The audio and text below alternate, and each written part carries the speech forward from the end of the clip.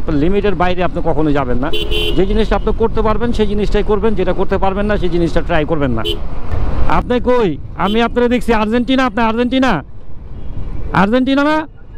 আচ্ছা, আর্জেন্টিনাই দেন, আমি আয়া পড়ছি। ওকে ভাই, থ্যাংক ইউ। আসলে এই কাজটা অ্যাকচুয়ালি আমার না, কিন্তু আমি শখ করেই করি, আমার ভালো লাগে করতে।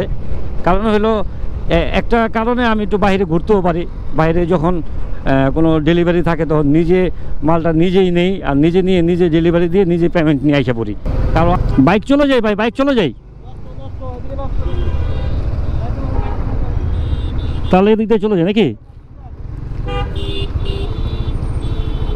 ঠিক আছে ভাই, আপনার কথা রাখলাম। তো এখানে একটা অফিস আছে, সেখানে আমি আমার মালটা ডেলিভারি দেবো, বিল টিল নেব, নিয়ে আবার চলে যাব আমার অফিসে। আসলে অনেকেই প্রশ্ন করেন কর্মব্যস্ততা নিয়ে কিভাবে কি করি। আসলে আজকে এটাই আপনাদের সাথে শেয়ার করব। আসলে আমি কি করি, আমার বাইকের পিছনে কিন্তু একটা আমার প্রোডাক্ট আছে, মানে হ্যান্ডটেক। এটা বাইকের পিছনে বাঁধা আছে। আর আমি এখন হাউস বিল্ডিংয়ে আরেকটা ডেলিভারি নেব। সেই ডেলিভারিটা নেওয়ার পরে তারপর চলে যাব গাজীপুরা। তো টোটাল প্রসেসটা মাঝে মাঝে কাজের মাঝখানে আপনাদের সাথে একটু কথা বলি বা একটু ভিডিও শ্যুট টুট করি। তো কীভাবে কী করি সেগুলো আজকে আপনাদের সাথে একটু শেয়ার করবো। তো চলেন একটু আগায় যাই, তারপরে শেয়ার করি। আমি কি এদিকে বেরোতে পারবো?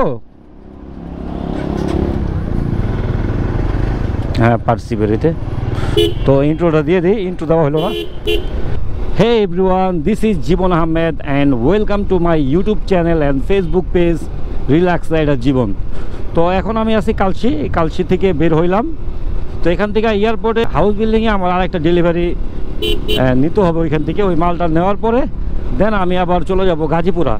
তো এর ভিতরে কাজের মাঝখানে মাঝে মাঝে আপনাদের সাথে কথা হয়, ভিডিও ব্লগ বানাই। তো আপনারা আসলে হয়তো অবগত আছেন, আমার এই চ্যানেলে আমি অনেক দিন ধরে ভিডিও দেই, আপনাদের অনেক ভালোবাসা পাইছি। তো নেক্সটে আরও ভালোবাসা দেবেন, আমি আরও ভালো ভালো ভিডিও দেওয়ার চেষ্টা করব। কারণ আমি ম্যাক্সিমাম সময় কিন্তু ঢাকা সিটিতেই আর কি রাইড করি, কোথায় কি হচ্ছে না হচ্ছে। আসলে এরকম আপডেট সবসময় দিতে পারি না, কাজের মাঝখানে থাকার কারণে আমি সবসময় আর কি ভিডিওতে আসি না বা ভিডিও অন করি না। তো এখন থেকে চিন্তা করছি প্রতিদিন আপনাদের সাথে যে কোনো কিছু নিয়ে আলাপ করব, যে কোনো ব্যাপার নিয়ে আলাপ করব, এরকম একটা চিন্তাভাবনা আছে। তো আপনারা যারা আমার এই চ্যানেলের সাথে এখন পর্যন্ত আছেন তাদেরকে অনেক অনেক ধন্যবাদ, তাদেরকে অনেক ভালোবাসা তাদের জন্য। আর যারা এই ভিডিওতে যারা নতুন দেখতেছেন তারা অবশ্যই চ্যানেলটিকে সাবস্ক্রাইব করবেন, পেজটিকে ফলো দিয়ে যাবেন, যাতে এরপরে যে ভিডিওগুলো আসে সেগুলো আপনারা খুব দ্রুত পেয়ে যান।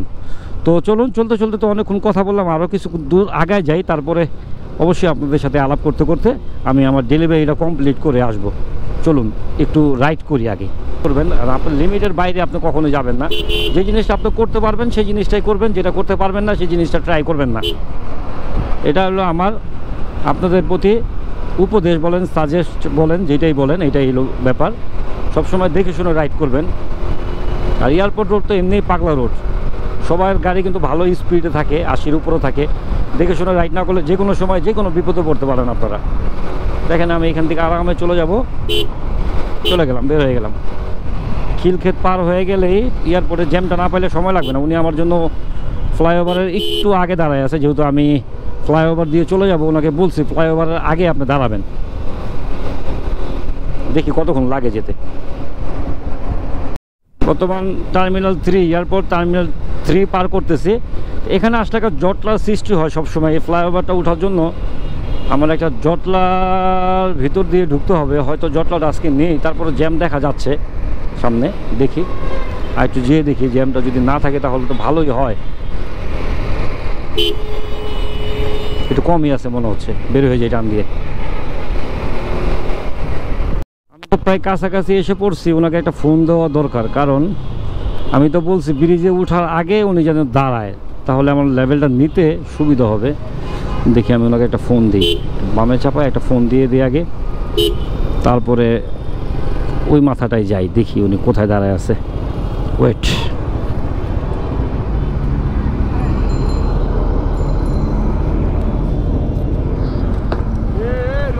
সামনে কাইটেন না, ফোন কাইটেন না, থাক, ফোনের টাকা খরচ হলো হোক, কিন্তু পাইতে সুবিধা হবে। যে দেখেন আমি এটা পার করলাম, হ্যাঁ এটা পার করলাম আমি তাহলে সামনেরটা আমি উঠার আগে আপনি আসেন দাঁড়ায় নাকি? আমি বামে চাপায় আসতেছি, দেখেন লাল গাড়ি আমার, দেখছেন আমাকে? দেখছেন বামে চাপায় আসতেছি, আমাকে দেখছেন? আপনি কই? আমি আপনারা দেখছি আর্জেন্টিনা। আপনি আর্জেন্টিনা? আর্জেন্টিনা না? আচ্ছা আর্জেন্টিনাই দেন, আমি আয়া পড়ছি। ওকে ভাই, থ্যাংক ইউ। একেবারে সুন্দর একটা জায়গায় দাঁড়াইছেন, আমার লেগা সুবিধা হয়েছে। কারণ আমি যেমন হলো গাজীপুরা, যদি ভিতরে ঢুকতাম তাহলে আমার সমস্যা হইতো। এনে কয় হাজার? আচ্ছা আরেকটা কষ্ট দিয়ে আপনারা 5,000 নিয়ে যায়, 4,000 ওই মালের সাথে আরেক দোকানে চলে যাবো, তাহলে ভালো হইব। তাহলে এই মালটা ওইখানে রেখে দিলে বিলটা নিয়ে সমস্যা হইব। আমি হ্যান্ডটেক 5,000 নিয়ে আইছি, হ্যান্ডটেক 5,000 নিয়ে আইছি। আর আমি এখানে 5,000 মালই নিয়ে যাই, বাকি 4,000 নিয়ে যান অফিসে। হ্যাঁ 4,000 অফিসে নিয়ে যান, আমার ব্যাগে দিয়ে দিলে হইব, সমস্যা নেই। আমার ফোন হয়ে পড়ছে, দেখছেন কত ব্যস্ততার মাঝে দিন কাটাই। আচ্ছা আমি আপনাদের সাথে পরে কথা বলি। তো মালগুলো নিয়ে নিছি, আমার ব্যাগে নিয়ে নিছি, লেভেলটা হ্যান্ডটেকটা পিছনে বাঁধা আছে। এখন আমি চলে যাব গাজীপুরা। এই হলো আমার প্রতিদিনের রুটিনের কাজ কাম। এত ব্যস্ততার মাঝে আপনাদের সাথে মাঝে মাঝে একটু কথা বলি, একটু যোগাযোগ করার চেষ্টা করি, এই তো ব্যাপারটা। এখন যাব, মালটা ডেলিভারি দিব, ডেলিভারি দেওয়ার পরে দেন আমি আবার অফিসে চলে যাব। আসলে এই কাজটা অ্যাকচুয়ালি আমার না, কিন্তু আমি শখ করেই করি, আমার ভালো লাগে করতে। কারণ হলো একটা কারণে আমি একটু বাইরে ঘুরতেও পারি।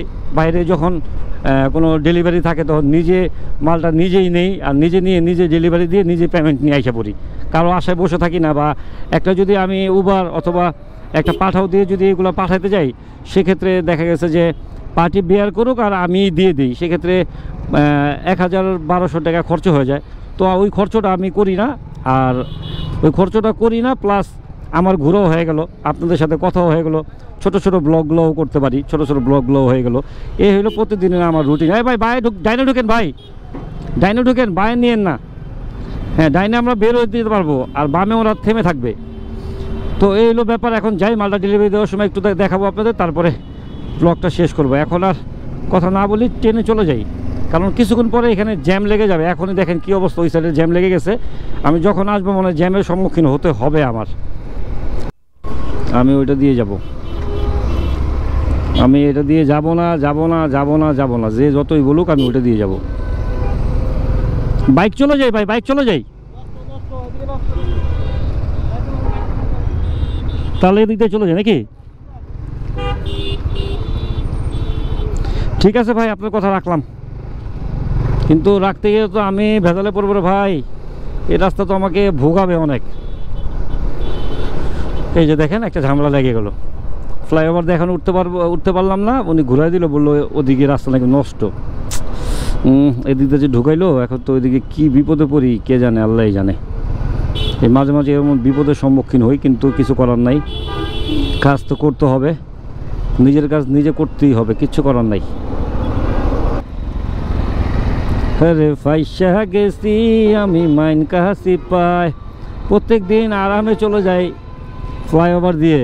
হ্যাঁ আজকে তো নিচ দিয়ে নামাই দিছে, আজকে ফাইসা গেছি, আজকে কষ্টটা একটু বেশি হয়ে যাবে। আগে জানলে নিজে আসতাম না, পাঠা দিতাম মাল। যাই হোক আমি তো যাই ভাই, ওদিকে দেখি রাস্তা ফাঁকাই দেখা গেছে না, ফাইসা গেছি আজকে, মানকে চিপায় বোঝা গেছে, আজকে চিপায় পড়ছি। আসলে একবারে প্যাচে পড়ে গেছিলাম, যাই হোক প্যাচ থেকে বের হয়েছি, এই সামনে আইসা পড়ছি গাজীপুরা। ওইখানে আমার কাজটা শেষ করে তারপর বের হয়ে যাবো। বেশি সময় লাগে না, এখন 4:47 বাজে। আমি যখন বেরিয়েছিলাম তখন মেবি 4টা বাজে। 1 ঘন্টার একটা সফর ছিল, তো ওইটা ভালো মতোই আরও আগে এসে পড়তে পারতাম, কিন্তু ওই ঝামেলাটার কারণে আমার গন্তব্যে এই বামে দিয়ে ঢুকে যাই। মামা আসো, এই হলো আমার গন্তব্যস্থলে আমি এসে পড়ছি। 40 মিনিট লাগছে আসতে, যাওয়ার সময় হয়তো অনেক জ্যামে পড়তে পারি। তো এখানে একটা অফিস আছে, সেখানে আমি আমার মালটা ডেলিভারি দেবো, দেন বিল টিল নেবো, নিয়ে আবার চলে যাবো আমার অফিসে। এই হলো আমার আজকে সারাদিনের কাজ। আঙ্কেল কি করবেন আঙ্কেল, চিন্তা ভাবনা করছেন কি করবেন?